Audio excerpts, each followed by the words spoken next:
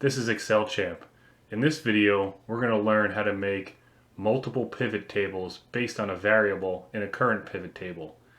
So here we have our sample data set, which includes different aspects of a sales order, including the region, the rep that sold that order, the items sold in the order, the number of units, the unit sale price, and the sale amount. We want to create a master pivot table which shows all of our data where we could look and see how each rep did, but we also want to create individual pivot tables for each one of our reps so they could see individually how they trended. So what we're going to do first is create our master pivot table based on our entire data set.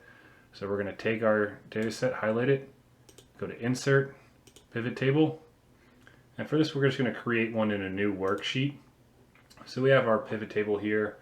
We're going to bring in region, item, let's say total of our units, total sales amount. We will change this to currency. And then what we're going to do is, since we want each one of our other pivot tables to be based on the rep, we're going to take rep, drag that into our filters, put that there. So we can see in our filters now we have all these different reps here.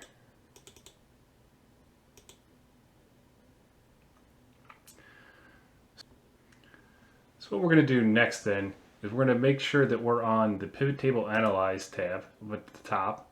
We're going to go find options here on the left. We're going to hit the drop down arrow here and put Show Report Filter Pages. And what this is going to do is, since rep is in our filters, we're going to then be able to select rep in our Show Report Filters box that pops up. When we do that, it's going to create a tab for each one of our reps and then filter on their own data. So we're going to go ahead and hit OK. Let this run. Now we can see all these different tabs have popped up on the bottom here, and they're titled, or they're named, after each one of our reps. We have Gill, Howard, Jardine, Jones, Cavell, Mitchell. So we're going to look at Gill first, and we can see it's filtered on Gill automatically, and then has all his sales data in here. Howard, filtered on Howard, Jardine, Jones, and so on.